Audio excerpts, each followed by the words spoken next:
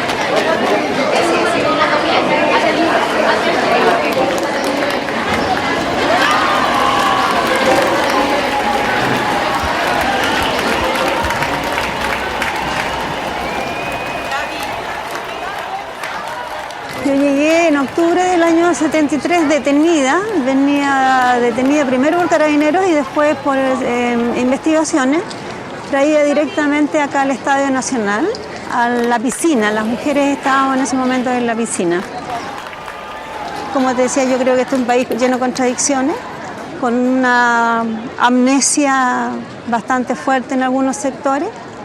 Y entonces no creo que todos se den cuenta que estamos justamente votando en un lugar donde a esa gente se detuvo y se le quitó la libertad.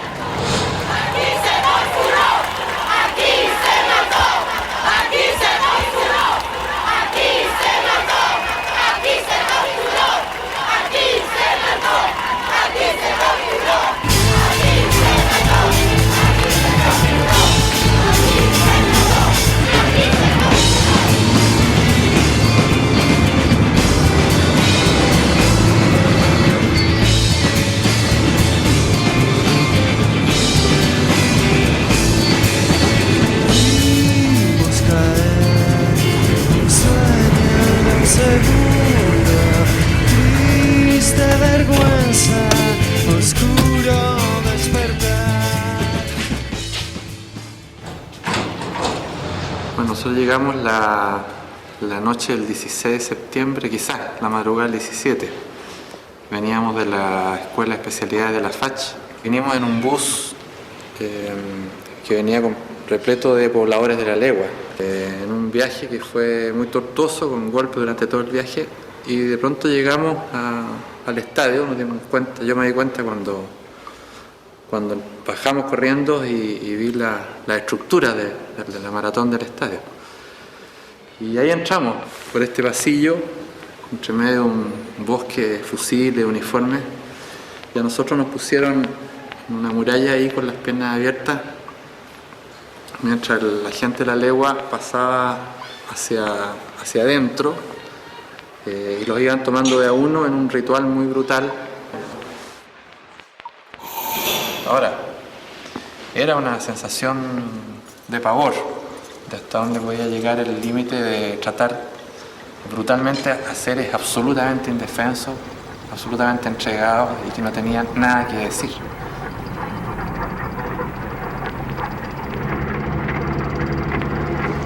Yo soy un ex oficial de la Fuerza Aérea que en el año 73, a la fecha del golpe, debí viajar hasta el Estadio Nacional en el vehículo líder de un convoy que traía a los prisioneros que habían sido arrestados ese mismo día en la mañana en la población La Legua. Cuando llegamos aquí a la puerta de acceso al estadio, en Carlos Dittmund, se encontraba el coronel Espinosa. Al ver este convoy de prisioneros, me manifestó su profundo desacuerdo con la llegada de este convoy, debido a que la instrucción era bien clara, que esta gente debía ser liquidada en las unidades. Le insistí de que eso no era posible, porque la instrucción para nosotros era bien clara, llegar con este convoy hasta el Estadio Nacional.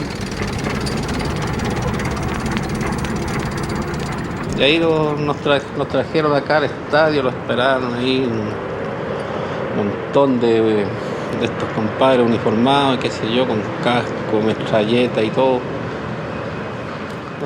Y nos bajaron y ahí nos pasaron por un callejón oscuro. La gente llegaba totalmente desorientada, bajándose de los camiones. Los golpeaban sin preocuparse, incluso donde los golpeaban, culatazos en la cabeza, qué sé yo, que yo estoy seguro que tiene que haber producido fracturas serias en el cráneo. En ese momento llegó un señor que lo traía, uno grande, así, sangrando, qué sé yo, y como en 2 minutos pum, se sintió un balazo y el compadre estaba muerto. Pude ser testigo de que en el acceso al estadio, entrando a mano derecha, se veía un montón de cadáveres. Calculo de 1,50 m de altura. No podría decir si habían 10 o 15 personas dentro de la gente que estaba muerta. Al principio pensé que eran detenidos que estaban ahí, los tenían, pero después los dimos cuenta. O sea, yo me di cuenta que eran personas que estaban muertas. Estaban muertas y eran hartos, más de 20. La sensación es que este era un campo de exterminio. Lamentablemente estaba matando a los prisioneros, dado el hecho que yo tuve que sacar 2 personas.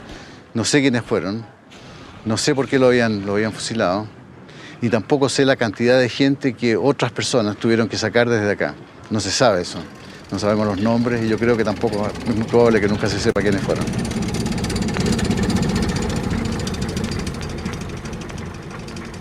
Nosotros no sabíamos qué más había, qué más ocurría dentro del estadio. Era nada más que esto lo que habíamos visto, pero lo más impresionante es cuando se abren las puertas del camarín, de todos estos camarines, y sale un mar humano, una cantidad de gente, como hormigas que hubieran estado presionando contra la puerta. Estaba esto repleto.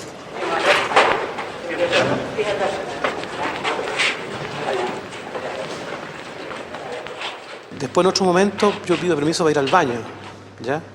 Y bueno, yo voy y abro la puerta para entrar. Y veo que está lleno de gentes. Pero no es que hubieran 20, 30, 40, ¿me entiendes?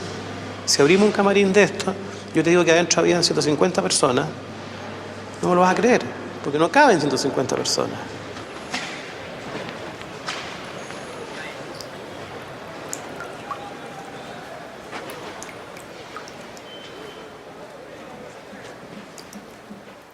Sí, pues pasé por encima de todo, tratando de no pisarlos, pero era imposible. Hasta que llegué a la puerta del baño. Y adentro también había un tipo que estaba semi-durmiendo sentado en la taza. ¿Me entiendes? Entonces, al verme y ver las intenciones con que yo venía, me dice, ¿la corto o la larga? No, la corta, le digo yo. O sea, era un lugar realmente asqueroso. Y fue aquí donde la primera noche eché los primeros lagrimones de todos los que he echado durante este tiempo.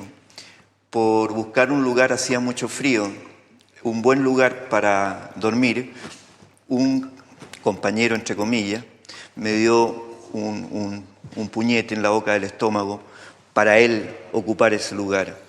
Y ahí yo me quebré, me di cuenta que rápidamente estaban logrando un objetivo, cual era degradarnos y transformarnos en animales, porque se disputaba unos lugares que estaban con gargajos secos, pendejos, etcétera, etcétera.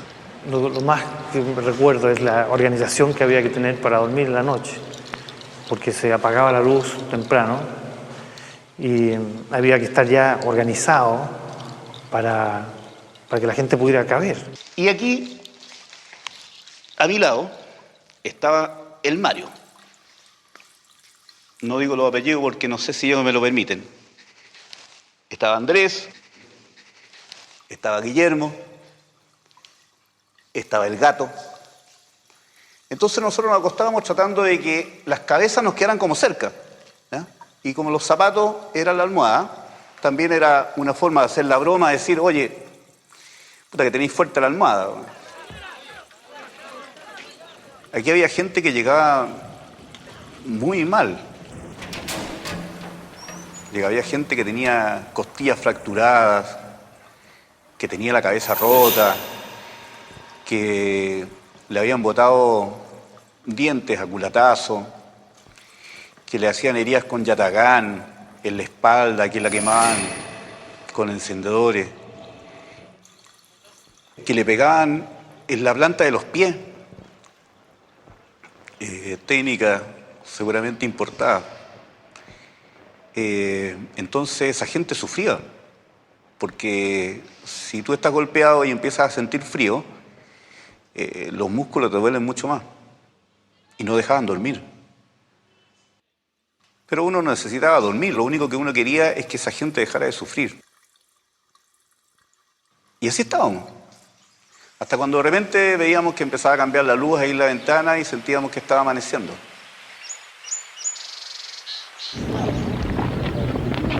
Las autoridades de gobierno han organizado una visita de los periodistas, tanto chilenos como extranjeros. Estos últimos, que en número superior al centenar, están en nuestra patria, con el objeto de imponerse la situación de los detenidos extremistas que, a raíz de los sucesos últimos, están en este sector, repetimos, del Estadio Nacional.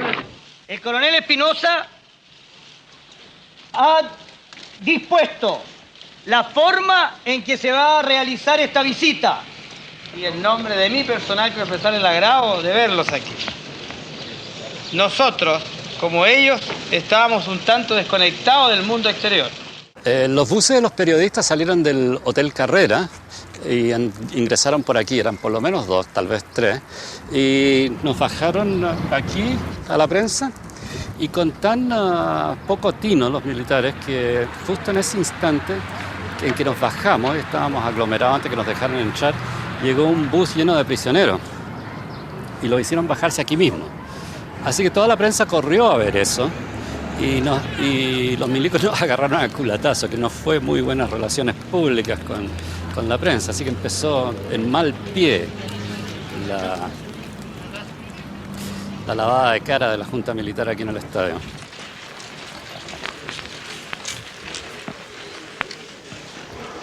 Y entramos por aquí, justamente por aquí.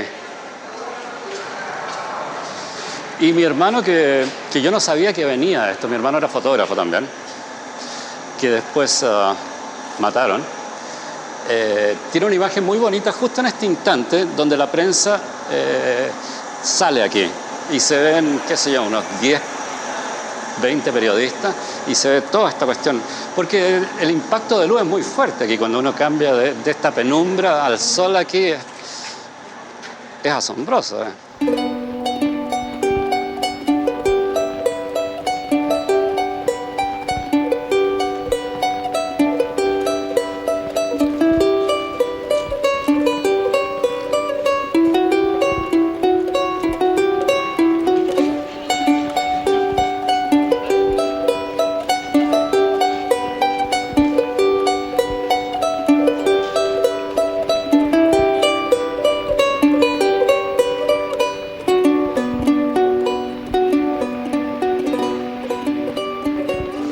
Y aquí tuvimos otra pequeña entrevista de prensa con Espinosa.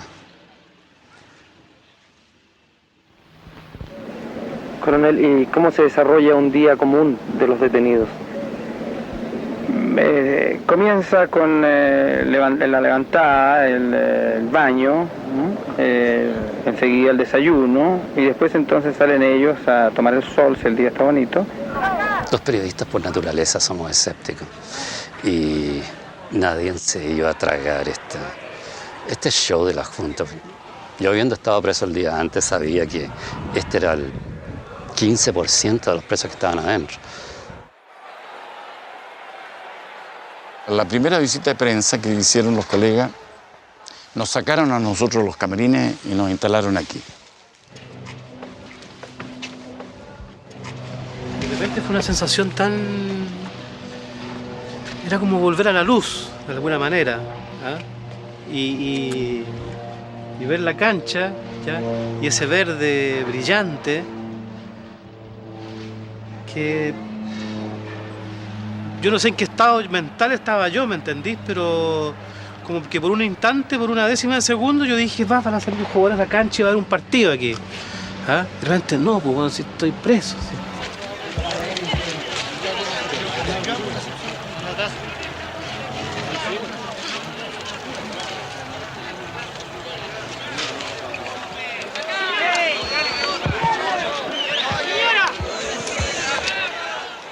No, la prensa emergió por acá. Adelante venía la periodista Oyarzún, que después iba a ser funcionaria de la dictadura. Y nosotros estábamos allí, en la escotilla 2A. Y entonces caminaron y ellos iban mostrando, como que si fuesen mostrando los monstruos comunistas, en fin. Y dentro de la pequeñísima mentalidad de esta periodista y toda esta gente, que creía que nosotros éramos monstruos. Y los periodistas, por supuesto, que venían de otro nivel cultural, porque eran periodistas europeos, ya se estaba produciendo, por así decir, el ayornamiento de todos los partidos comunistas en el mundo, estaban pero cagadísimos de la risa respecto del espectáculo que ellos pretendían mostrar, es decir, ver puros rostros patibularios. ¿Cuántos están ustedes ahí dentro? ¿Cuántos hay? 11 días. ¿Pero cuántas personas?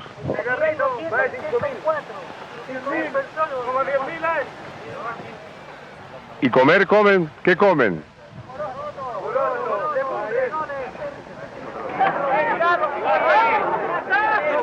Y rápidamente empiezan algunos a pedir cigarrillos. Y yo le digo a la gente de la escotilla, mucha dignidad, nadie pide aquí cigarrillos. Yo a esa altura ya éramos los dirigentes de la escotilla. Y porque parecían animales la gente. Y los periodistas, por supuesto, tiraban sus cigarrillos. Recuerdo que cayó al lado de nuestros pies una cajetilla de gitán, yo fumo negro, y era tentador recogerlo. Entonces le dije échalo por un lado, le dije, hombre nuevo, pero no hueón, o sea, tíralo por un lado y después recogimos esos cigarrillos.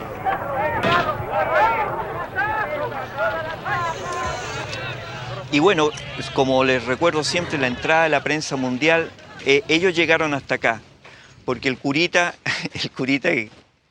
no sé, a lo mejor era croata, un ustachi. Un polaco, un sacerdote polaco, se llamaba Skabronik.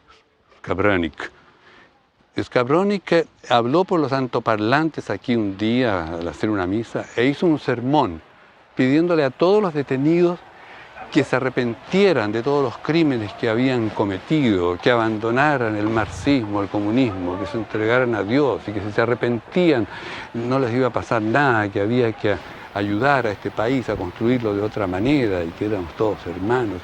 Fue tan ofensivo todo lo que dijo, de partida condenando a todas las personas que aquí estaban, que se produjo una reacción tremenda contra este cura. Todos gritaban, que dé la vuelta olímpica, que dé la vuelta olímpica. Y la verdad era por echar el pelo, por huearse al curita. El curita agarró papa, creía que realmente todas estas almas estaban a punto de convertirse.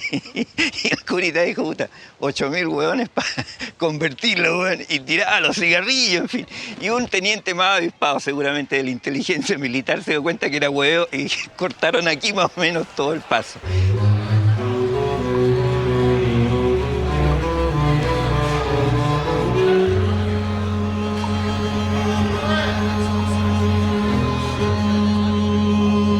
Cuando llegamos acá, nos asignaron a la escotilla 3, ¿ya?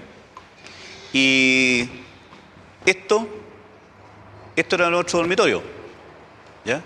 Nos tendíamos, nos agrupábamos de a 3 porque la frazada que nos dieron era muy delgada y poníamos una frazada en el piso y nos tapábamos con 2, ¿ya?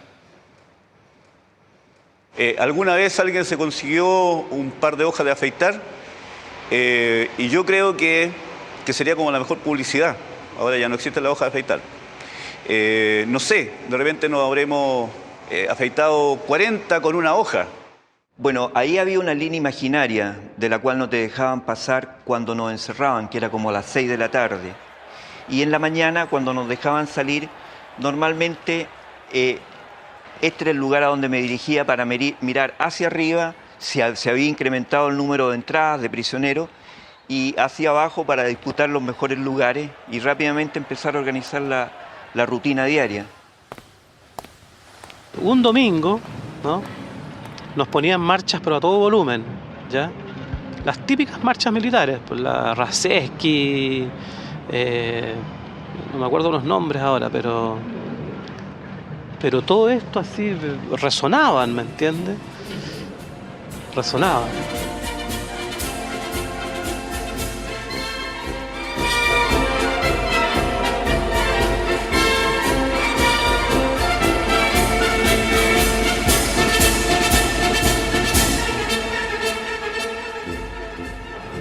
Y ahí está allá está la marquesina, no sé, la veo como en reparaciones ahora, ¿no?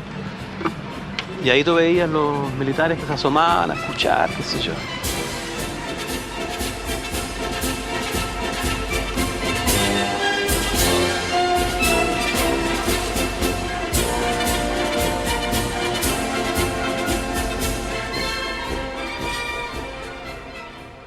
Aquí jugábamos con un amigo que había sido seleccionado chileno, Lepe, que ya no está, ya no está en este mundo, está en la memoria de nosotros nomás. Y nos sentíamos felices cuando lográbamos pasarlo, porque había sido una excelente defensa en la selección. Después lo vinieron a ver sus amigos, vino Francisco Valdés a verlo acá al estadio. Fue amargo y triste tener que entrar al Estadio Nacional donde no hacía ni un mes que nosotros habíamos jugado acá por el campeonato oficial, habíamos jugado partidos de las eliminatorias para el Mundial del 74 y después tener que entrar acá y tratar de encontrar al amigo que estaba desaparecido. Bueno, fue un encuentro muy especial de dos personas con altura de mira, sin hablar de nadie, solamente un apretón de mano, un abrazo y decirle, mañana o pasado tú vas a salir. Y el Choco Lepe tenía la costumbre de arrinconarnos contra los muros que tenían grano. Y esa era parte de nuestro juego. Era parte de las pocas cosas que hacíamos esos días. Esperando. Porque en eso hacíamos. Nos despertábamos esperando y nos acostábamos esperando.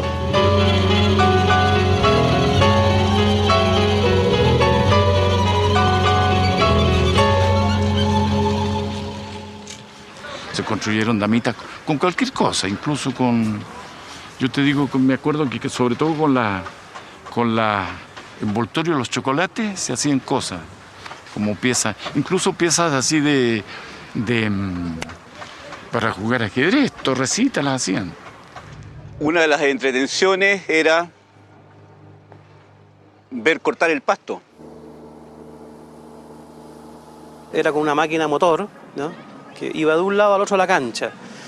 Y justo de repente iba derechito para el arco, ¿ya? Y todo el estadio empieza a ponerse de pie y a gritar, ¡bravo, dale! Y cuando pasaba por debajo del arco, todos gritábamos, todos saltábamos y todos nos desahogábamos, si era eso. Al reanudarse la acción, 1-1 la cuenta. Pasa de Lionel seguramente sobre los delanteros. Prefiere combinar hacia atrás con el Eladio Roja. Tiene un claro para rematar, remata a distancia. ¡Gol! ¡Gol chileno! ¡Gol! Me acuerdo que Vicente Sota era un diputado en ese tiempo que organizó un conjunto de canto, que era no solo el canto popular, sino el canto lírico. Instaló su equipo de cantores y músicos ahí y nos dio un gran concierto, fíjate. Yo había sido integrante del coro del colegio y cuando salí a la universidad entré al coro de la Universidad Católica. Y entonces allí aprendí una canción, un canon muy bonito que se llama Yo soy un pobre diablo. Y yo pensé que estando aquí en el estadio era un título muy adecuado para un himno nuestro. Éramos unos pobres diablos. Entonces algún jefe del ejército se le ocurrió filmarnos por televisión para que se viera que estábamos muy contentos, pues, ¿no? Lo pasan muy mal los detenidos del Estadio Nacional, están muy angustiados, pero no, porque tienen tiempo hasta de formar improvisadas orquestas. Al Patito lo llevaron detenido al Nacional, al Patito lo llevaron detenido al Nacional, y el Patito así decía: el lunes por la mañana me llevaron prisionero. El Patito chiquito no quiere ir al mar porque en agua salada no sabe nada. Se empezó a hacer una parodia de Sábado Gigante, pero ya a esa altura nosotros nos habíamos organizado políticamente y no estábamos muy de acuerdo con que se hiciese ese espectáculo que pintaba una cara que no correspondía a lo que realmente ocurría al interior del estadio. Al Patito lo pasaron por la puerta de recepción, al Patito lo pasaron por la puerta de recepción, y el Patito así decía: yo no soy de aquí y no tengo edad, yo soy inocente, digo la verdad. Aquí están las escotillas. En esa escotilla estuve, abajo.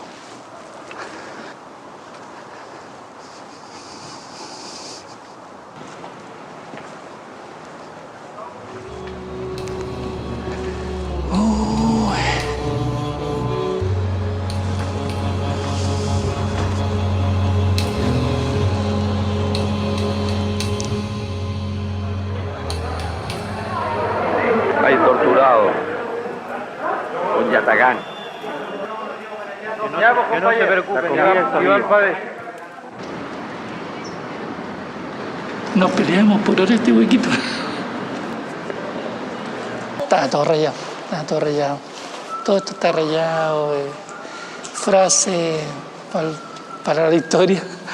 A lo mejor si sacaron esta pintura debajo de haber algunas por ahí, porque como no había mucho que hacer, no sé, con una piedra se rapaba, se escribía, con un clavo, con cualquier cosita se rayaba. O sea que yo veo una HRT. 11 de septiembre, 11. IRT. 14 de septiembre del 73. JCTS, 16 de septiembre también del 73. 12 de septiembre del 73, RJJ. A. Espinosa B. La fecha no se nota, pero dice septiembre del 73 también. Aquí hay otra, 16 de septiembre del 73. Está borrado el nombre aquí. Parte de la historia. En otros camarines es muy probable que también encuentren. En los baños asquerosos, horribles.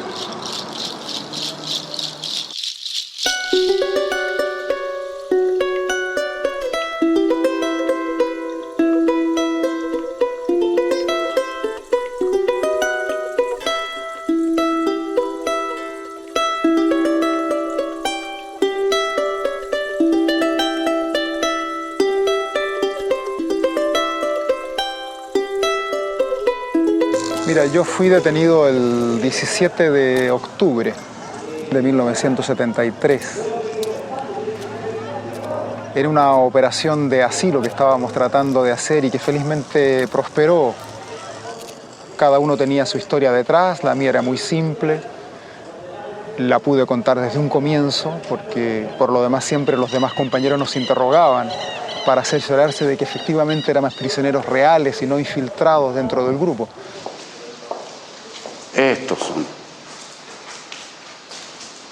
Estos son, fíjate. Entonces se originó una relación a veces más personal con alguno o con otro, para ayudarlo a tener ánimo, a no tomar caldo de cabeza, como decíamos, lo que ocurría con cierta frecuencia con algunas personas un poco más deprimidas.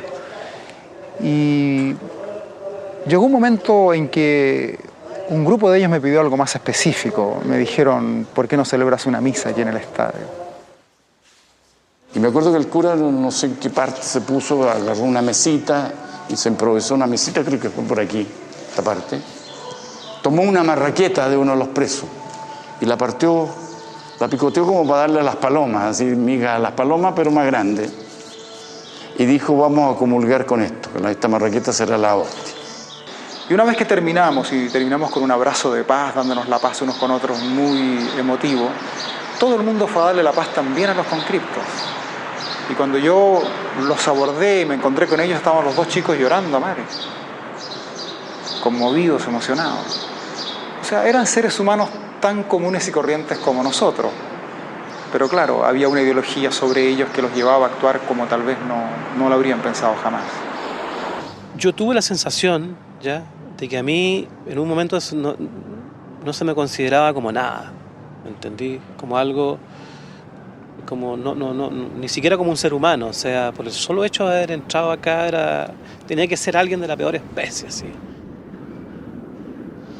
La comida aquí era escasa, aquí en el estadio era escasa. Por ejemplo, yo te digo, en nuestro camarín de repente teníamos 100 gallos metidos en el camarín, 100 presos metidos en el camarín, o 120, y te daban raciones para 60, 80. Pero precisamente acá, todos los mediodías, venían a traernos la comida, el almuerzo. Venían unos soldados con una olla grande y nos iba entregando un pocillo con un pan. O sea, el tazón ese azul de porotos, garbanzos, qué sé yo, era muy poco, ¿ya? Y yo me sentía súper débil, ¿ya? Incluso para ir al baño, ¿ya? Tenía contadas las veces. Entonces subía despacito la escalera, qué sé yo, iba al baño. Después bajaba despacito, parecía un viejo. Si hubiera que priorizar las cosas terribles del estadio, el hambre está entre las primeras, junto con la tortura. Descubrimos, por ejemplo, yo descubrí lo exquisito que eran las cáscaras de naranja, que era algo que todavía me queda un gusto por la cáscara de naranja, y que lo descubrí en esos días de hambre del estadio. Esto es lo que tiene, es el menú diario, ¿no? Con esta variación. No tengo para qué estarla explicando porque están ustedes filmándola, ¿no? Esto es importante, el valor dietético de la alimentación. Está controlado por el organismo respectivo del Hospital Militar, y esto fue comprobado por la Cruz Roja Internacional, ¿no? Estos son los valores dietéticos que tiene. Incluso a mí me daban remordimiento de conciencia porque me acordaba de un día en que había dejado la mitad de un bistec, ¿me entiendes? Pero ¿cómo puedo ser tan tonto y no me lo comí? Son tonteras que uno piensa por la situación en que está. Y en el último cuadro, ¿no?, podemos señalar algunas especies de vestuario, porque hubo gente que llegó en condiciones muy limitadas en cuanto a vestuario, ¿no? Ahí tienen ustedes camisetas, pantalones, blue jeans, zapatos, cepillos de dientes, jabones, pasta, confort, etcétera, etcétera, y la especie que se le ha proporcionado para su alojamiento. No es 7.762 frazadas, por ejemplo, todos estos elementos, más los colchones, 200, 600, porque no hay espacio para colocar más. Bueno, quizás lo que más nos pasaba era no tener tanto hambre de pan, sino que hambre de justicia. La echábamos mucho de menos en momentos en que no podíamos comprender por qué estábamos sufriendo una situación que nos parecía del todo arbitraria y muy injusta. Hambre de justicia sobre todo. Pedimos moderación frente a los vencidos, que no haya innecesarias represalias, que se tome en cuenta el sincero idealismo que inspiró a muchos de los que hoy han sido derrotados, que se acabe el odio, que vuelva la hora de la reconciliación. Otro momento que nos permitieron salir fue cuando ingresó el cardenal Silva Enrique, y ese tiene que haber sido el momento más emotivo, porque el cardenal habló desde allá. Y recuerdo claramente, empezó diciendo, por cada uno de ustedes que sufre aquí adentro, afuera sufren mínimo 4 o 5, mamá, hermana, abuela, etc. Y eso que era una realidad fue muy emotivo. Estábamos nosotros ahí en el sector de la Puerta de la Maratón y hay una cantidad de militares alrededor de uno, tratando de que uno no se pudiera acercar.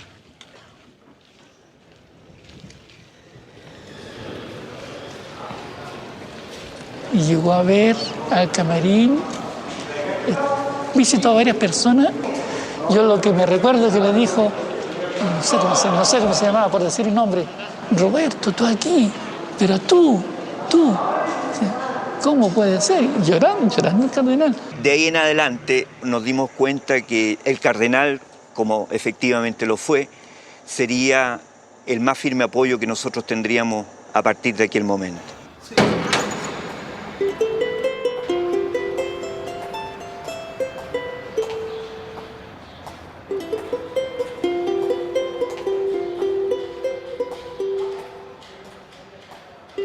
En las tardes nos íbamos caminando, tratando de llegar lo más allá posible. Nunca sabíamos, porque nunca sabíamos en qué minuto la puerta no iba a estar con llave.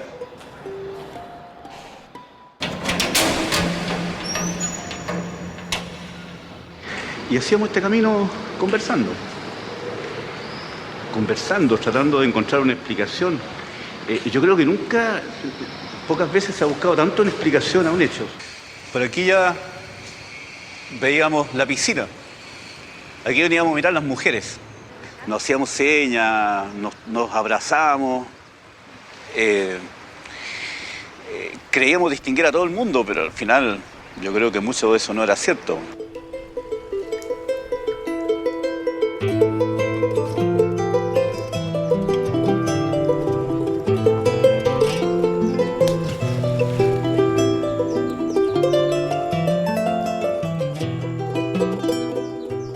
Yo creo que por aquí deben haber pasado no menos de 1000 mujeres en total, ¿eh? Porque en realidad yo creo que habrá habido alrededor de 300 en cada momento, pero a veces se cambiaban. Muchas mujeres que llegaban y otras que se iban. Y llegaban claro. Otro grupo. Bueno, la mayoría de las personas estaban acá. Entonces este era un enorme espacio. Si quieres ver, te muestro porque era este espacio y había otro igual. Entonces las colchonetas se colocaban así y acá, ¿no? Por acá. Sí. Pero aquí tú ves que esto está tapado, ¿no? Y ahí para allá, detrás de esto, hay otra sala igual a esta, paralela a esta.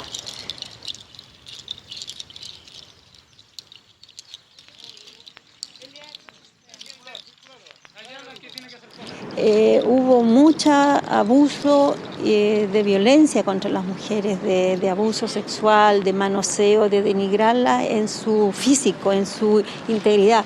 Un aspecto que las mujeres cuidamos mucho y que a nosotros nos duele. Realmente las agresiones son tremendamente dolorosas.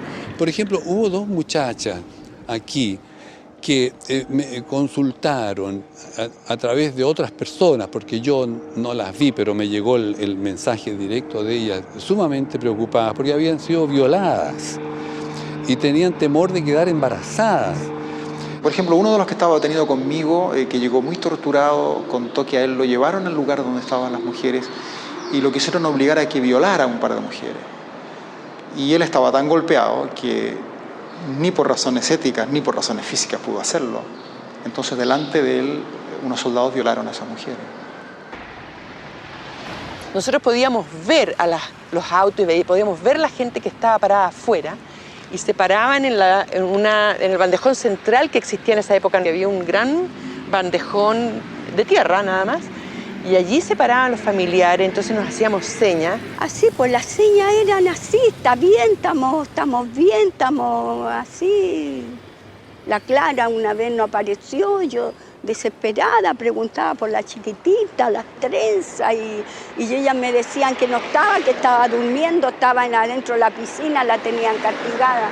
Uno de los momentos más, para mí por lo menos, más difíciles y más terribles de todos los días era cuando veíamos que se acercaba y este tipo empezaba a caminar ese camino, caminaba hasta acá, hasta el guardia, digamos, que estaba generalmente por ahí, y pasaba la lista y empezaban a llamar los nombres de las personas que tenían que ir al interrogatorio que ocurría en el estadio en donde estaban las tribunas presidenciales, donde hay como unas oficinas en el segundo piso, ahí eran los interrogatorios que se hacían acá, en que por supuesto la gente la llevaban vendada, ¿no? A mí me torturaron en la tribuna presidencial, en el estadio arriba, y yo tengo la impresión de que fue una cosa relativamente corta, pero había gente, compañeras, que estaban afuera y me dicen que no fue corta, que fue muy largo y que yo tenía la sensación de no haber gritado, pero las compañeras dicen que sí gritaba y ahí me pusieron corriente en distintas partes, digamos. Yo no tengo un recuerdo de duración, el tiempo me cambia totalmente. Esto ilustra perfectamente lo que yo entiendo como el terrorismo de Estado, que yo creo que esto es elementos que utilizan agentes del Estado para aterrorizar a la población. Porque después iba a salir Elena y iba a contar esto, iba a salir Nuria y iba a contar esto, yo lo mismo. Entonces esto es algo que se multiplica. Claro, un efecto repetidor. Sí. Claro, con el efecto repetidor multiplicador en que la gente al final se somete por terror. Siéntese.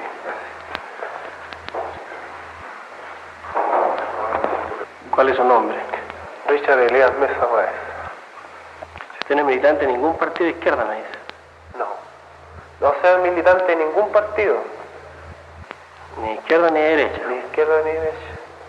¿Su padre es de algún partido político? No, mi padre no. Léalo, entiéndelo. Si usted es sorprendido en alguna actividad de tipo político, como agitador, como activista, usted va a ser detenido y esto que usted va a afirmar ahora va a ser un agravante para usted. Eran preguntas muy rápidas, muy directas, que cada una era seguida con un golpe del hinchaco, tremendamente doloroso, fuera de los golpes. Y estos eran golpes que venían porque uno se demoraba en la respuesta, porque la respuesta era insatisfactoria, por cualquier razón había golpes.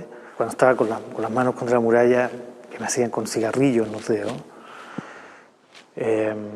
Y también en los genitales alguien hurgaba con un instrumento metálico que mi imaginación me hacía pensar que era un alicate, pero puede haber sido cualquier instrumento metálico.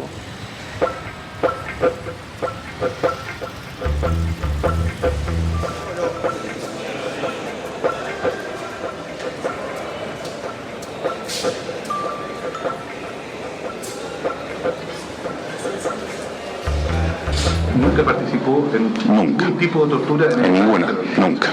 Y reitera de que nunca supo de que existiera tortura en el Estadio Nacional.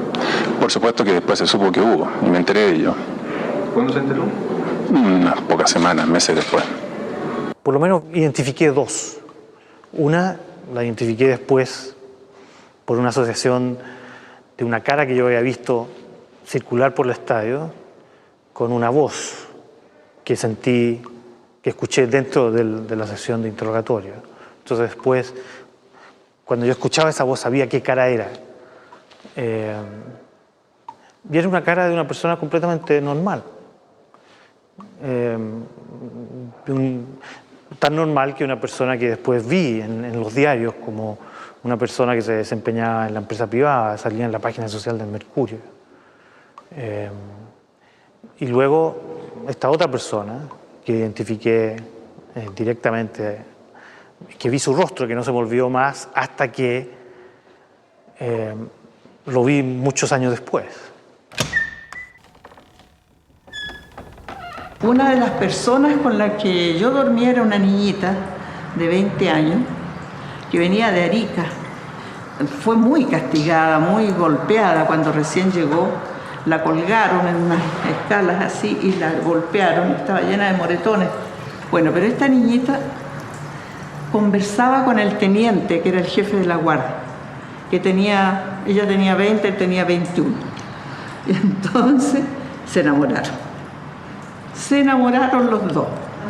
En la noche el teniente venía, ponía llave a la reja y entonces ella me decía, Elena, ¿me das permiso para conversar un ratito con Fernando, Juanito, no sé? Bueno, le decía yo, pero no mucho rato. Entonces estaba la puerta cerrada, con llave, el teniente le había puesto llave. y ella se colocaba aquí.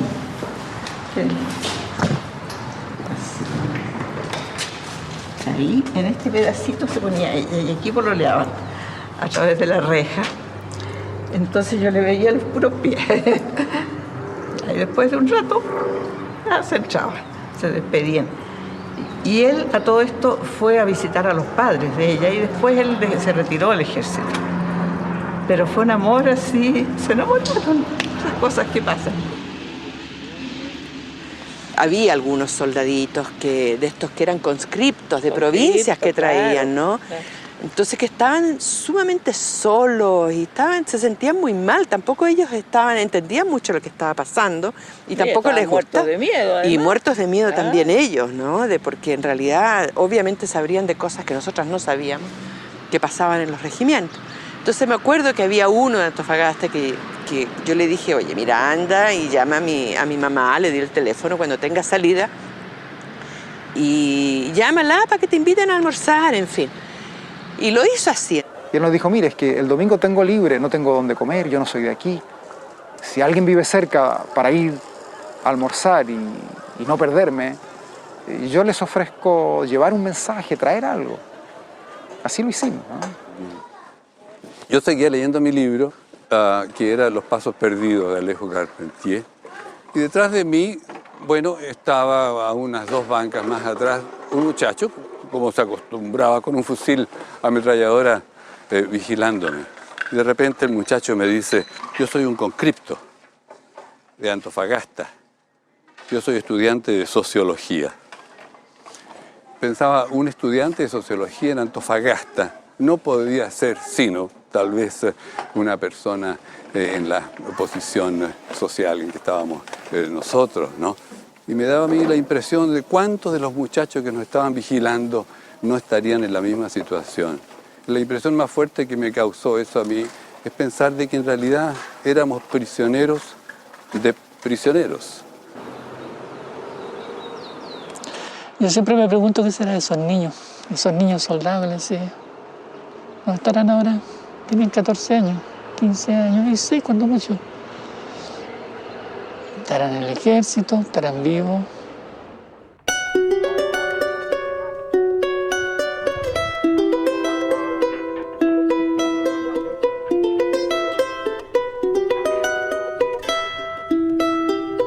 Mi nombre es Rafael Antonio Silva Encina.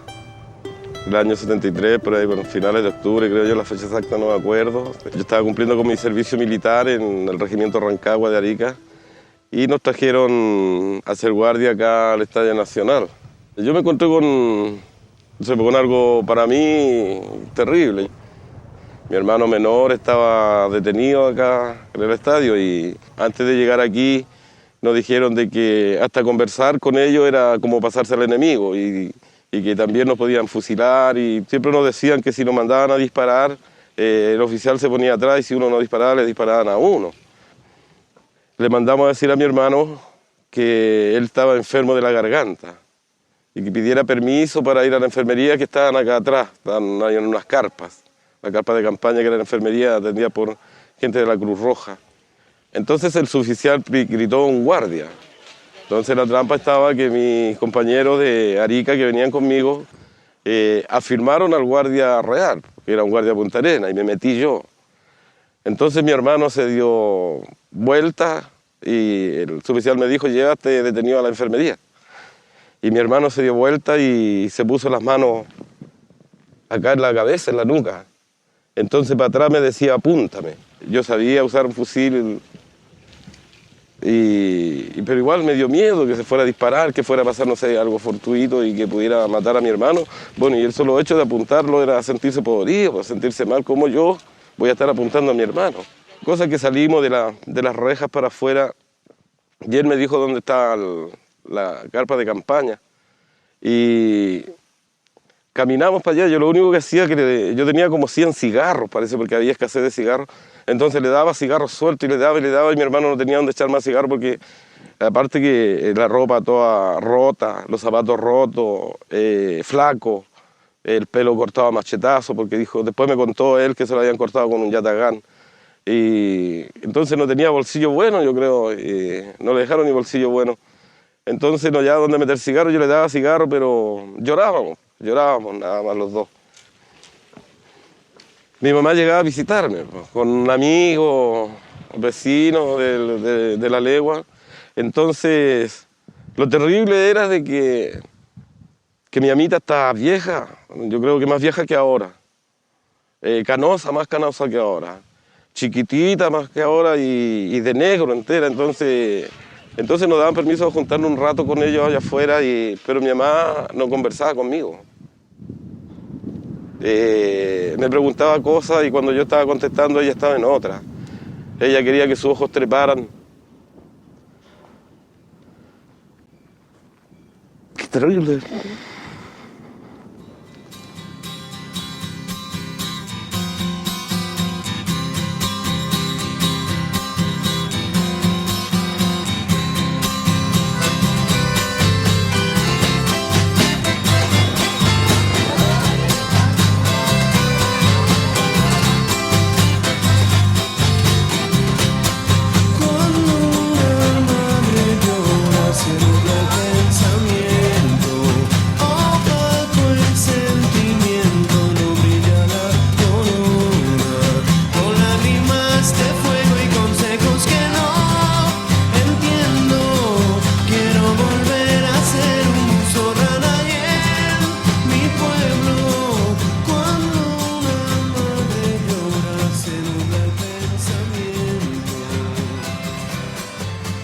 Todas las mamás estamos desesperadas, estamos vueltas locas con esto. Toque queda, están todos enfermos allá adentro. Y venga alguien a socorrer esto, porque no puede ser.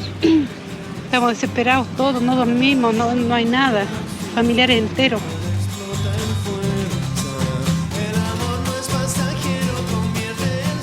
Lo que más se veía era mujeres. Casi no se veía hombres, jóvenes, algunos niños, pero hombres no, porque todos corrían el riesgo de que lo detuvieran. Así usted veía esto plagado de mujeres. La vereda llegaba hasta un poco más allá nomás. Las que habían estado todo el día se cansaban y se sentaban en la solera. Y lo más terrible era que había gente de las poblaciones que eran discriminadas por su ropa, eran discriminadas por sus niños, eran discriminadas porque su hombre estaba adentro y no tenían que comer. Allá la que tiene que hacer cola.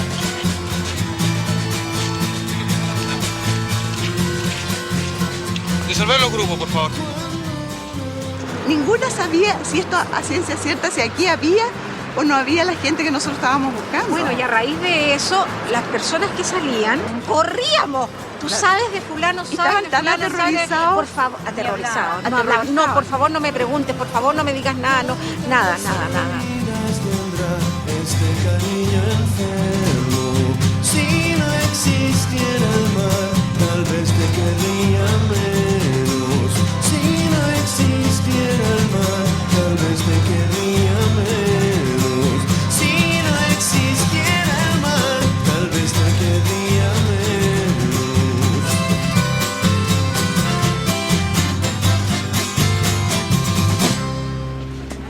menos. Es una persecución.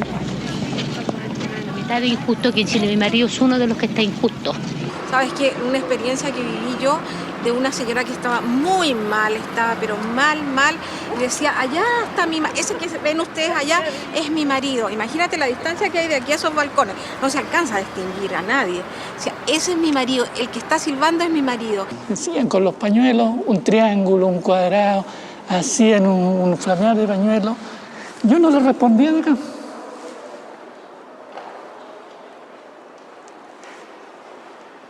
En esta zona, la Cruz Roja, con unos listados que nos entregábamos, le comunicábamos a los familiares si su pariente estaba detenido o no. Aquí nos entregaban paquetes.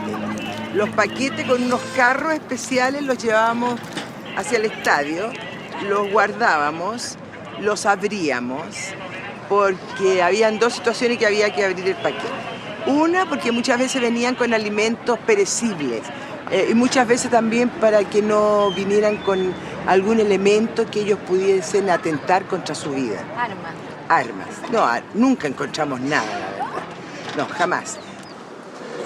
Y en eso yo divisé a una enfermera de la Cruz Roja no sé si era la Cruz Roja Internacional, que venía y se acercaba a la reja de a lo lejos y hablaba. Y seguía caminando, se acercaba otra vez y llamaba a alguien. No le di importancia, pero cuando llegó frente a la altura donde yo estaba, empezó a gritar mi nombre. Yo, lógicamente, me identifiqué con ella, se acercó y me dijo: su señora está muy bien, no se preocupe, porque no es ninguna enfermedad seria, va a ser papá. Un momentito, vamos a ver, vamos a ver. Circule, por favor. Todo está previsto en el Estadio Nacional. Nadie está abandonado a su propia suerte. Y si alguno se enferma, recibe inmediata atención en el completísimo hospital de campaña que hay en las afueras del estadio junto al velódromo. Lo más grave que ocurrió en esos tiempos es una obstrucción intestinal en un detenido brasileño. Y bueno, desgraciadamente este fue un caso letal. Se criticó mucho en esa época en el estadio este hecho, pensando que tal vez si este enfermo hubiera tenido atención en el hospital militar por la gravedad que envolvía, el resultado pudo quizás haber sido diferente.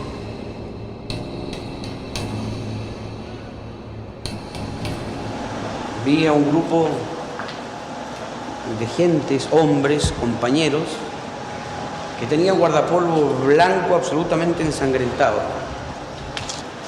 Y me encontré con que eran trabajadores de la salud, que habían sido salvajemente golpeados.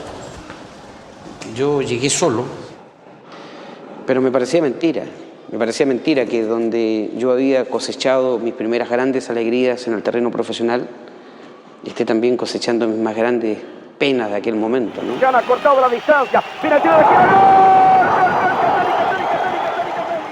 Me tocó a mí compartir con un muchacho que ahora es estudiante todavía de periodismo, después de muchos años estudió periodismo, se llama Mari Turrieta, y él fue torturado de manera salvaje. Yo estaba cerquita de él en la noche y la verdad es que no se podía dormir, los gritos eran desgarradores.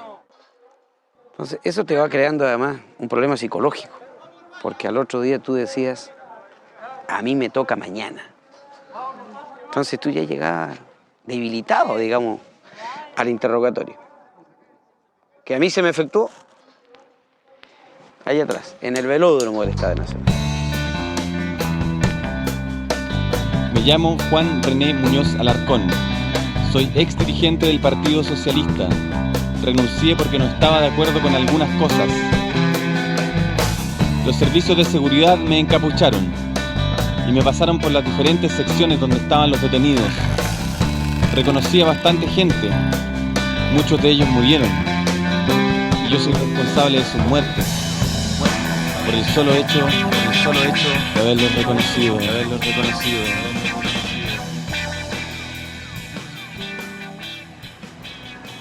Era una persona que yo, la vez que lo vi, iba con un jean, una camisa, llevaba metido una bolsa de papel en la cabeza con 2 hoyos, con un cordel amarrado al cuello, que lo llevaba desde la mano o desde la cintura amarrado, no era militar, era uno de la FACH. El encapuchado salía de ahí, de donde estaba una de las puertas de acceso a la cancha, ¿no es cierto?, acompañado por una patrulla militar, y empezaba a recorrer la pista mirando a la gente que estaba, y de repente se paraba frente a un grupo, indicaba con el dedo a alguna persona, y esa persona era sacada de ahí. Provocaba un terror bastante grande el sentir que una persona que uno no conoce se acerca a mirar y que pudiera apuntarlo a uno. Porque más que mal cualquiera de los que estábamos, gran parte de los que estábamos aquí, habíamos tenido algún trabajo político y no sabíamos qué se podía decir de nosotros en ese momento. Entonces era triste y era angustiante el no poder defenderse. Uno está como desnudo.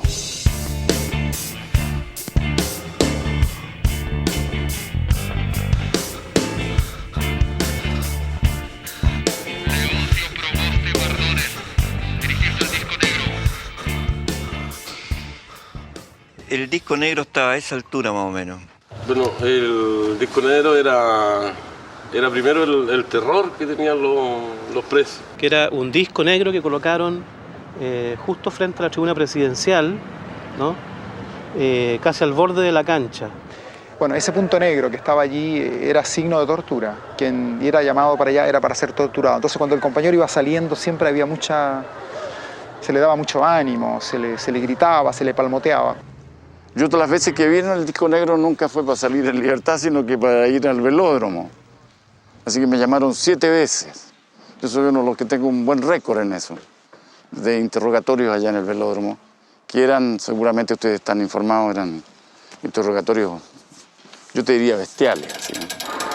Yo recuerdo haber visto a la distancia cuando nos llamaban al disco negro, al Gato Gamboa, que después, él fue uno de los que cerró el estadio para irse a Chacabuco. Fue muy torturado el Gato Gamboa. Como fue muy golpeado también en este estadio el hijo del que era secretario general del Partido Comunista en aquel tiempo, Luis Corbalán.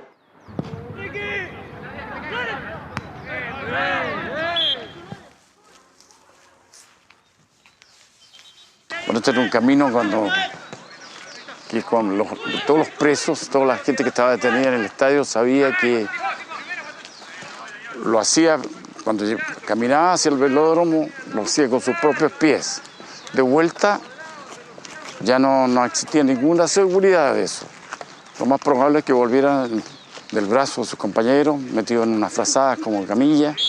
Así que venir al velódromo era como irse al infierno.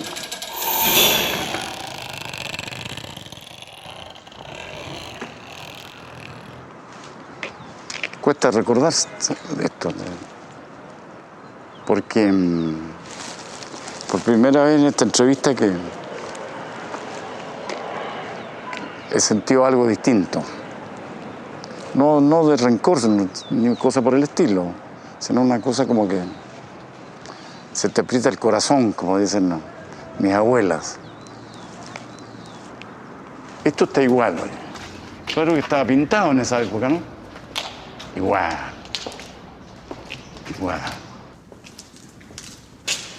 Y mientras uno esperaba, de repente por horas, de repente por días enteros, porque de repente podías pasar un día aquí afuera y si no te alcanzaba a interrogar, tenías que volver. Y mientras estabas acá, sentías los golpes, sentías los quejidos de la gente, los gritos de dolor. Así que había una especie de sinfonía, te digo yo, de gritos y quejas. En realidad era un tanto macabro, ¿no? Sí. Bueno, el tiempo, de repente a uno lo hace olvidar estas cosas, pero de repente los gritos aparecen. Llegamos al velódromo y después de esperar formados durante 1 hora, los altoparlantes comenzaron a vomitar nombres y la ubicación a la cual debíamos dirigirnos. González, Martínez, Antonio, páselo a Rico. Maturana, Jiménez, Gustavo. Chago 1, páselo a Verdugo. Cosi, Figueroa, Adolfo, entréguelo a Lira. Los lugares donde funcionaban eran 2 camarines, denominados Caracol Sur y Caracol Norte, y los túneles sur y norte de acceso a las graderías del velódromo. Un soldado me condujo a estas últimas y me unió a un grupo de 11 detenidos. Luego ordenó ponerme la frazada encima de la cabeza a modo de capucha como el resto. Esperé horas y horas. Sutilmente abrí los hilos y pude mirar por un pequeño agujero. En alguna parte cercana a la avenida Pedro de Valdivia habían instalado un altavoz que diariamente transmitía música de los Beatles y los Rolling Stones, a todo volumen, pero bastante lejos, para que los transeúntes y los escolares de un colegio próximo no oyeran los gritos de quienes estaban siendo interrogados.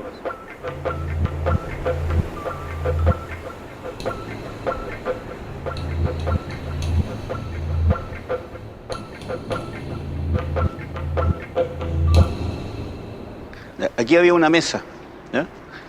En esa mesa había gente que tenía unas papeletas donde seguramente estaban como los antecedentes de uno. Y adentro habían escritorios donde habían interrogadores que venían y pedían una papeleta, así como una atención personalizada. Y esa persona te hacía pasar al lugar donde estuviese. Habían algunos paneles que separaban algunos espacios. Había gente botada aquí en el piso, producto de los golpes que habían recibido. La primera vez que estuve acá, tenían a un tipo colgado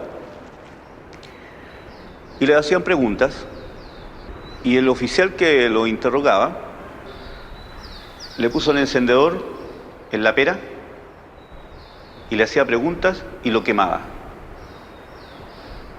Y uno veía cómo la persona se iba desfigurando con la quemadura, cómo le iba quedando rojo, cómo se iba hinchando, cómo ya después no podía ni gritar, seguramente por el dolor, a lo mejor no podía mover la mandíbula, ¿eh? Y de repente alguien decía, no, si no le peguéis más a ese, si ese no sabe nada. A ver, ¿por qué estás aquí en el estadio? Bueno, porque me trajeron los carabineros. No, pero ¿por qué te trajeron los carabineros? Bueno, porque estaba en el departamento en el centro y había unos libros marxistas y nos trajeron. O sea que tampoco ellos tenían idea por qué uno estaba acá. ¿Me entendí? Y partí el interrogatorio porque ellos querían averiguar por qué te habían traído. Aquí se dio que asesores brasileños, porque en ese tiempo la integración ya latinoamericana ya se daba y las máquinas con que se aplicaba la corriente acá eran brasileñas. Esos asesores estaban abismados de ver la brutalidad de los militares chilenos. Aquí atrás estaban las camillas. Camillas, dicho en buenas palabras, era un tablero metálico, una especie como de catre, de somier viejo, no sé, un marco con una reja. Era la típica máquina, ¿no es cierto?, que regula el voltaje o el amperaje, no sé, yo no soy experto en tortura, ¿ya? Y te la ponían con correas con placas metálicas, ¿eh? Te las ponían en los tobillos, en los testículos, en el pecho, en la cabeza. Ya me decían, danos 3 nombres de comunistas y estáis para la casa. No, le decía yo, pero yo no puedo hacer eso. ¿Por qué me piden eso? O sea, a mí me trajeron por unos libros. O sea, ¿por qué me piden que yo dé nombres de personas que no han hecho nada y que si ustedes las van a ir a buscar? Y no, yo no puedo hacer eso. No, es que tenéis que darnos un nombre. Ya, mira, danos el nombre de un amigo tuyo, weón. De un compañero tuyo de universidad y estáis para la casa esta misma noche. Sentía como que todo se me quería salir del cuerpo. Sentía como que todo se me fuera a salir. Como que el cerebro era más grande que la cabeza, como que los ojos eran más grandes que las órbitas, como que la lengua era más grande que la boca. Y sentía agujas por todo el cuerpo. Y después, en la noche, no podía dormir por el dolor de los huesos. Me dolían los huesos. Yo no sé si eran los huesos o no, pero uno siempre dice pero era un dolor completo. Y para consuelo de uno, después que lo torturaban y que le ponían la corriente, le decían, no tomé agua, cabro, porque te podéis morir. Y éramos 12. Y yo era el último de la fila, estaba allá.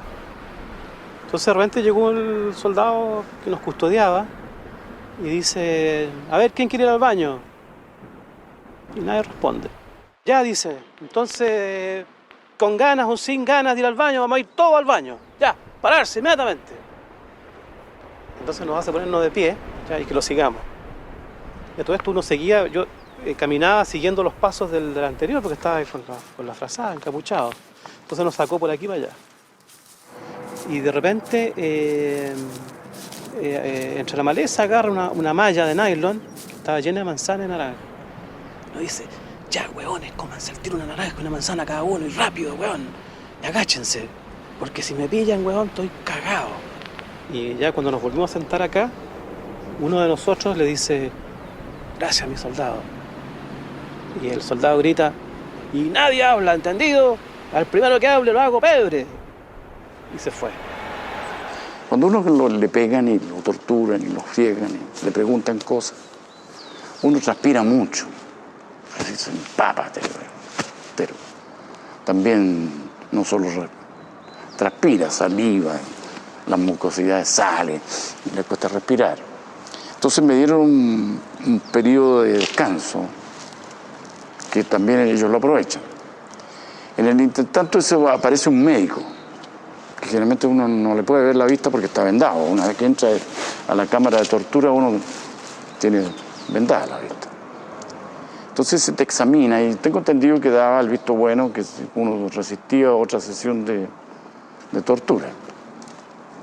Y entonces en el intertanto yo miré a través no me habían puesto bien la bendita, miré por debajo así y distinguí dos gallos las caras de ellos.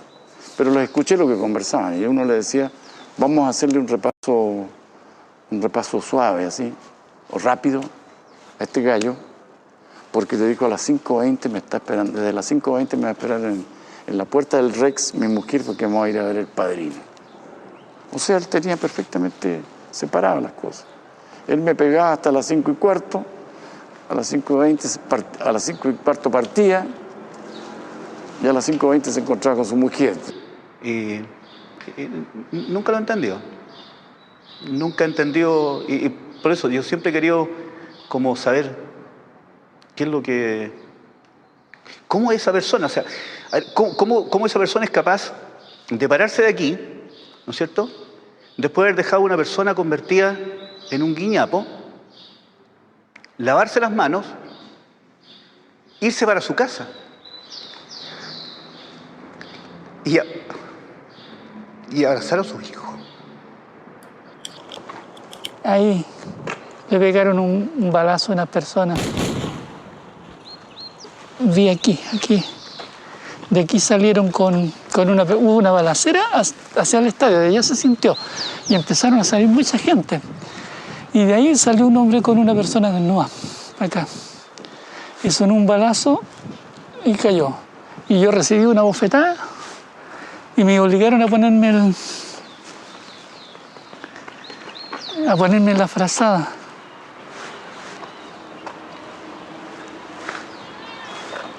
Yo estaba sentado en el rebordecito. Allá estaba mirando hacia la pista. Entonces vi lo que pasó acá. Es que una persona desnuda. ¿Quién sería?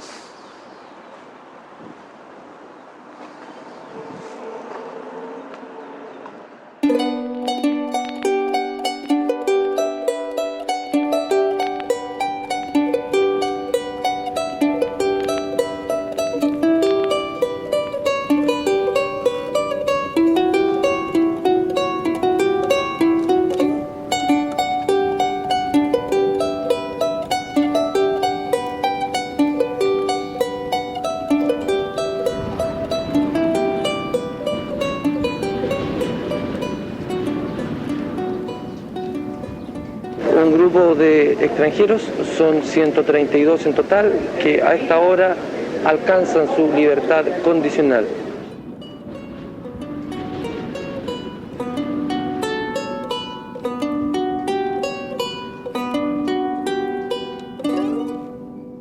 Me acuerdo muy bien que la noche cuando no pude regresar a mi casa por toque de queda, fui al centro a un departamento de una amiga, pero ella no estaba. Entonces, por este toque de queda, sentí en la escalera toda la noche.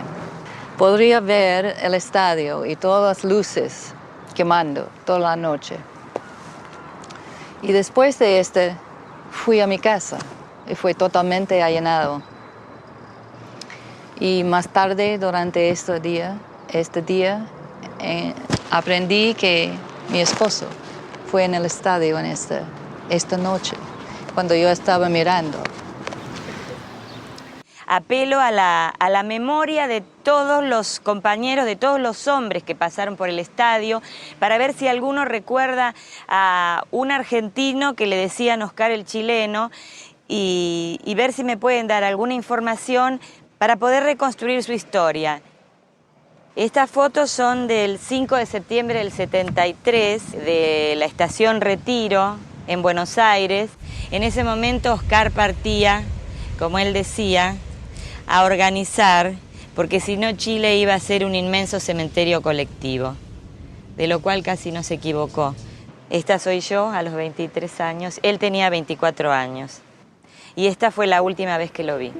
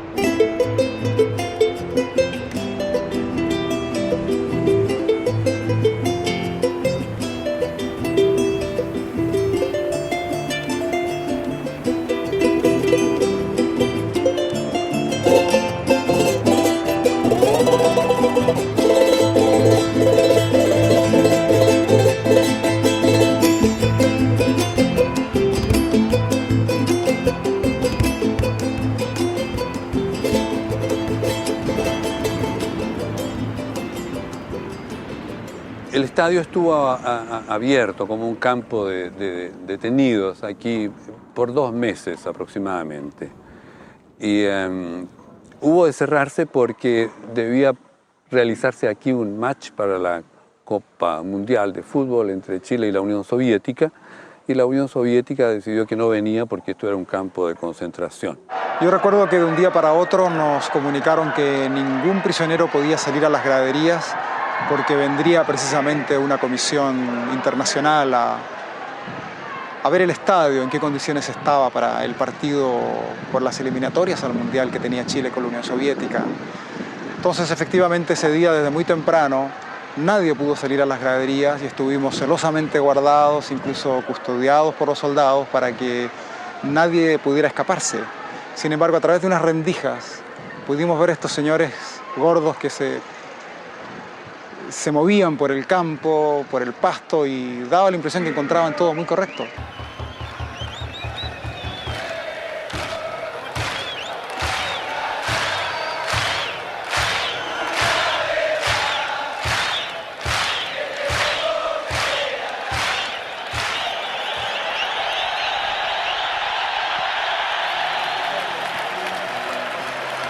Claro, la Unión Soviética había anunciado muy anticipadamente que no venía a jugar a Chile por toda esta situación, pero acá no se le creía mucho. Todos esperaban que dieran una sorpresa y que aparecieran el día anterior. Entonces, siempre se especuló con que la Unión Soviética viajaba y llegaba. Por eso se presentó el equipo chileno y se tuvo al equipo de Santos del Brasil como sparring, pero por si no llegaba. Pero vinieron los que jugaban en el extranjero, Alberto Quintano de México, Carlos Reynoso de México, Lía Figueroa de Brasil. O sea, se formó el equipo que iba a enfrentar esa tarde a la Unión Soviética. Y bueno, se hizo un show, me acuerdo, de partir el equipo chileno, anotar un gol simbólico, que lo hizo Francisco Valdés, y después juegan con el Santos de Brasil y se llevan una goleada de 5-0. Una gran discusión si el gol lo hacía Chamaco Valdés o lo hacía Carlos Reynoso. Porque fueron tocando sin adversario hasta el otro lado, hasta que creo que Chamaco hizo el gol. Pero fue una discusión tonta, diría yo. ¿Quién hace el gol del honor? ¿Qué gol del honor? Si una cosa tan absurda que se iba a hacer en ese momento. Y la gran sorpresa mía, que cuando llegamos al estadio y llegamos acá a la tribuna, al primero que veo a Hugo Lepe. Yo casi me voy de espalda porque... O sea, nunca me imaginé, porque esto, Hugo sale de acá del Estadio Nacional después de estar detenido y el partido con Rusia se hace a los 15 días, se programa a los 15 días siguientes. Yo en ese momento fue como, no sé, una emoción encontrada por haber encontrado a Hugo en el estadio, que estaba acá presente, y ese gol simbólico que servía para clasificar a Chile era como entregarle una alegría a tanta gente que estuvo detenida acá.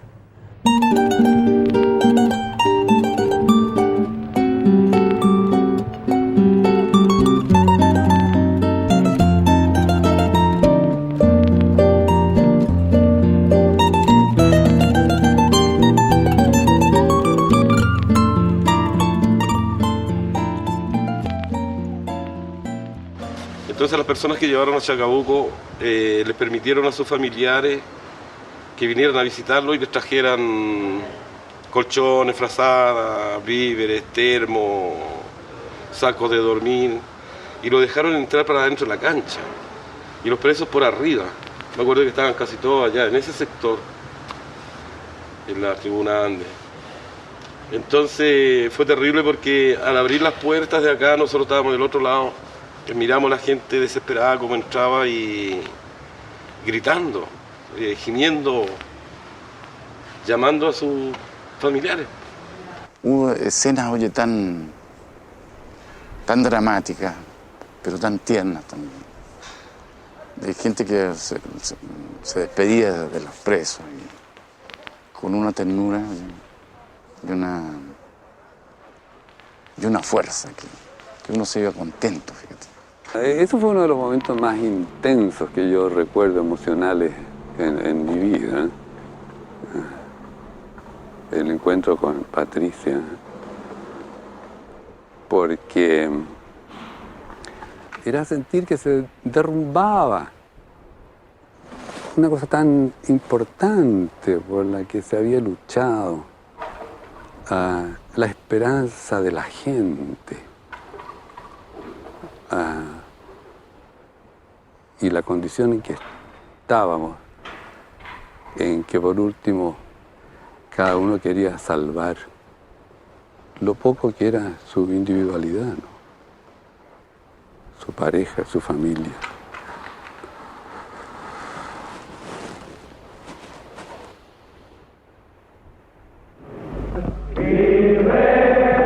Como el ave que escapó de su prisión y puede al fin volar.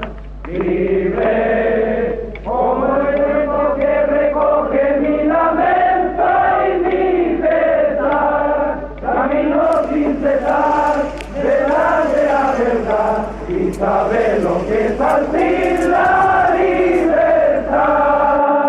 Aquí salió uno de los primeros contingentes que liberaban del Estadio Nacional. Yo estaba entre ellos y en semicírculo estaba lleno de familiares, supongo que también periodistas, curiosos, recibiéndonos.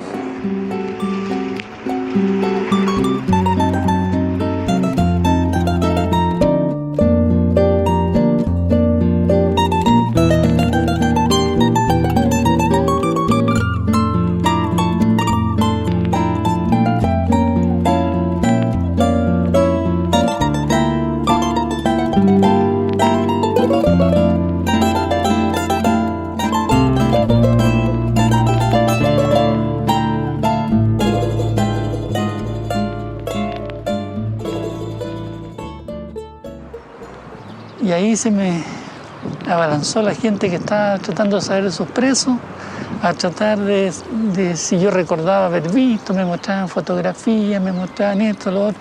Algunos lo había visto, otros no. Y más allá, una viejita, pero muy anciana, que para mí sigue todavía en el misterio de quién habrá sido, se acerca a mí, me toma las manos, me dice, mijito, y me pone 2 monedas en las manos y me dice, seguramente no tendrá para la micro. Y cuando ya logré desprenderme de todo este grupo de personas, llevaba 100 pesos en un bolsillo que alguien me lo echó. Y pude pagar la micro que pasaba al frente y me llevó hasta mi casa. Ahí estaba mi señora en cama, con fiebre y con principio de pérdida. Pero no lo perdió. Ese Principio Verde hoy día tiene 26 años.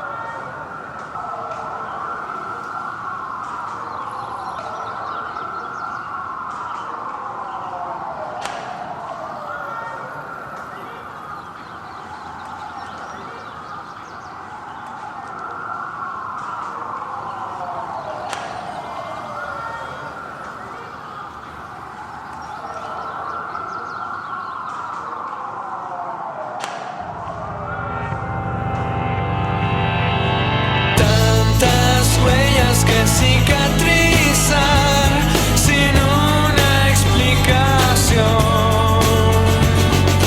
en el suelo de cualquier lugar, pero no alcanza el sol,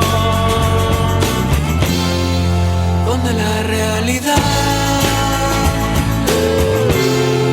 duerme escondida. Ya no puedo desaparecer sin una explicación. Oh, en el aire siempre quedará metralla al corazón, ráfagas sin cesar, nada que perdonar.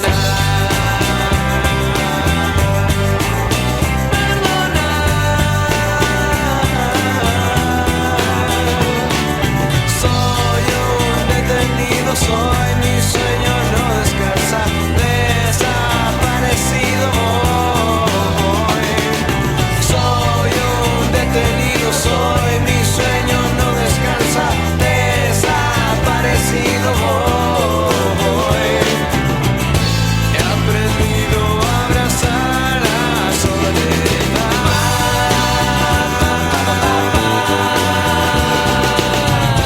Tengo miles de recuerdos para armar. Ya no puedo desaparecer sin una explicación. Oh, oh, en el aire siempre quedará metralla al corazón, ráfagas sin cesar.